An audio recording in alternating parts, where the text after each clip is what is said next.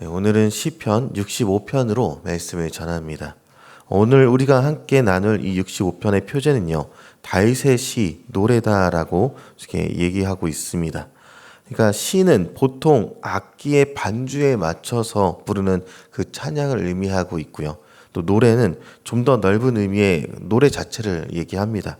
이 두 단어가 같이 사용되었다라는 것을 좀 살펴볼 필요가 있는데요. 노래와 시를 같이 쓴 이유 자체는 제사와 그 일상 모든 곳에서 하나님께 노래할 수 있도록 만들어진 장치였다, 이렇게 보는 것입니다. 우리가 읽은 이 시편 65편의 후반부는요, 풍성한 결실을 주신 하나님의 은혜를 생생하게 묘사하는 것을 봅니다. 9절에 보니까 주께서 땅을 돌보사 물을 대어 심히 윤택하게 하시며, 이런 글이 있고요. 또 11절에 보니까 주의 은택으로 한 해를 관시우시니 주의 길에는 기름방울이 떨어지며, 또 13절에 보니까요, 초장은 양떼로 옷 입었고 골짜기는 곡식으로 덮였음에 그들이 다 즐거이 외치고 또 노래하나이다 라고 노래하는 장면들이 있습니다.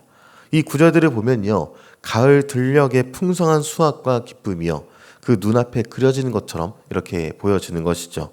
한 해의 농사를 마무리하면서 하나님의 신실하신 공급하심, 그리고 은혜에 감사하는 그 축제의 자리인 것입니다. 그런데 그 자리에서 이 시편 65편의 장엄한 찬양이 울려 퍼졌다, 이렇게 볼 수 있는 것이죠.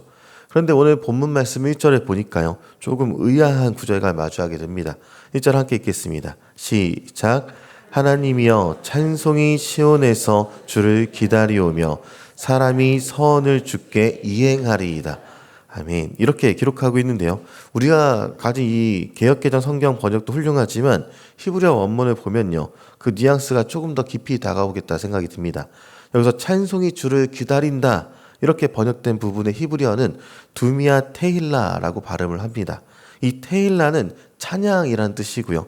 근데 두미아가 뭐냐 보니까 침묵, 고요, 잠잠함을 의미한 단어가 이 두미아인 것이죠. 그럼 원문은 어떻게 읽을 수 있는가? 하나님이여 잠잠함이 시온에서 주를 향한 찬양이 됩니다, 이렇게 읽어볼 수 있게 되는 것입니다. 그럼 잠잠함이 어떻게 찬양이 될 수 있을까? 여기서 말하는 침묵, 그러니까 두미아는요, 아무것도 없는 공허한 침묵이나 어찌할 바를 몰라서 할 말을 잃은 그 절망의 침묵을 의미하는 것이 아닙니다. 이 침묵은요, 하나님의 전능하심 그리고 신실하심을 알기 때문에 하나님의 일하심을 소망하면서 고요히 기다리는 침묵, 그렇게 신뢰의 침묵이 되는 것이죠. 기도의 응답이 더디고 현실의 문제가 해결되지 않는 그런 상황 속에서도 요동하지 않고 잠잠히 하나님을 바라보는 믿음의 행위 그 자체가 하나님께는 가장 아름다운 찬양이 됩니다라는 고백이 오늘 1절의 고백이 되는 것입니다. 폭풍우가 몰아치는 그 바다 깊은 곳이 고요하듯이요, 세상의 소음과 내면의 불안 속에서도 하나님의 주권 자체를 인정하면서 평온을 유지하는 그 영혼의 상태가 두미하다, 이렇게 볼 수 있는 것입니다. 이 두미아의 고백은요, 시편의 여러 곳곳에서 발견이 되는데, 그 이전에 시편 62편 1절에 보니까 나의 영혼이 잠잠히 두미아 하나님만 바라며 나의 구원이 그에게서 나온도다, 이렇게 고백합니다. 다윗은요, 수많은 대적들에게 둘러싸인 절체절명의 그런 위기 속에서도요, 자신의 영혼이 오직 하나님만 잠잠히 바란다라고 고백을 했던 것이죠. 그는 소리치거나 원망하거나 소용하지 않았습니다. 인간적인 방법을 찾아서 분주하게 움직이지 않았다는 것이죠. 대신 그는 자신의 구원이 오직 하나님께로부터 온다는 그 확신 속에서 잠잠히 하나님의 일하심을 기다렸다는 것입니다. 이 기다림의 시간이 그의 믿음의 증거가 되고요, 하나님을 향한 가장 진실한 찬양이 된다, 이렇게 볼 수 있게 되는 것이죠. 시편 65편은요, 이 두미아 신뢰의 침묵으로 시작하면서 그 침묵을 깨고 터져나오는 폭발적인 찬양이 2절부터 이어지게 되는 것을 보게 됩니다. 잠잠히 기다렸더니 하나님께서 기도를 들어주신다라고 얘기하는 것이죠. 그리고 3절을 보니까 죄악을 사해 주시고, 5절에는 놀라운 일로 응답하시고, 또 9절부터 보면요, 온 땅을 윤택하게 하시는 그 은혜를 경험하게 된다라고 고백하게 되는 것입니다. 그러자 시온에서 잠잠히 하나님을 기다리던 영혼은요, 온 창조 세계와 함께 환호하며 노래하게 되었다, 이 이야기를 하고 있는 것이죠.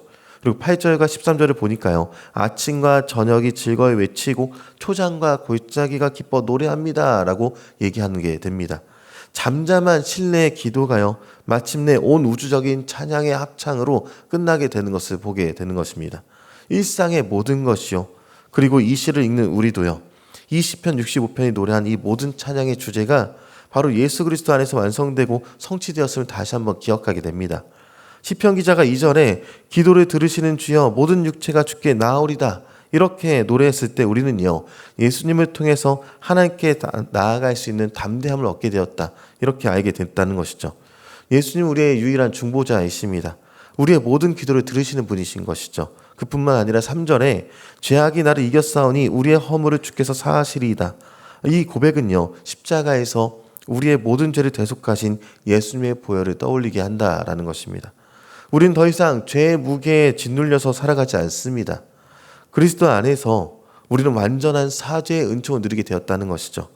시편이 노래하는 땅의 풍성한 수확은요, 예수님께서 주시는 영적 풍요의 예표가 되게 되는 것입니다. 예수님은요, 우리의 영혼의 갈증을 해소하는 또 생명의 물이 되시고요, 또 성령의 열매라는 풍성한 결실을 맺게 하시는 참 포도나무이신 것이죠. 시편을 불렀던 구약의 성도들이요, 하나님의 구원을 기다리면서 두미아의 신앙으로 살아냈다면요, 우리는 이미 이 땅에 오신 구원자 예수님을 믿음으로 또 보면서 그 구원을 맛보면서 살아가게 되었다는 것입니다. 그리고 동시에 다시 오실 주님을 기다리는 두미아의 사람들이 바로 우리들의 모습이 되는 것이죠. 우리는 세상의 혼란과 고난 속에서도 잠잠히 주님을 신뢰하며 기다리는 사람들입니다. 우리의 구원이시고 영원한 반석이신 주님께서 모든 것을 바로잡고 완성하실 그날을 소망하는 사람들이 바로 우리인 것이죠. 그래서 우리의 삶이 시편 65편과 같기를 소망합니다. 고난의 시간은요, 잠잠히 주님을 신뢰하는 두미아의 찬양을 들으시기 바랍니다. 그리고 주님께서 베푸신 구원과 은혜를 경험할 때는요, 우리의 삶 전체로 마음껏 소리 높여서 주님을 찬양하게 되는 것이죠. 우리의 잠잠한 기다림과 뜨거운 찬양이 어우러져서요, 우리의 삶이 하나님께 드리는 그 한편의 아름다운 노래가 되기를 주님의 이름으로 축원합니다.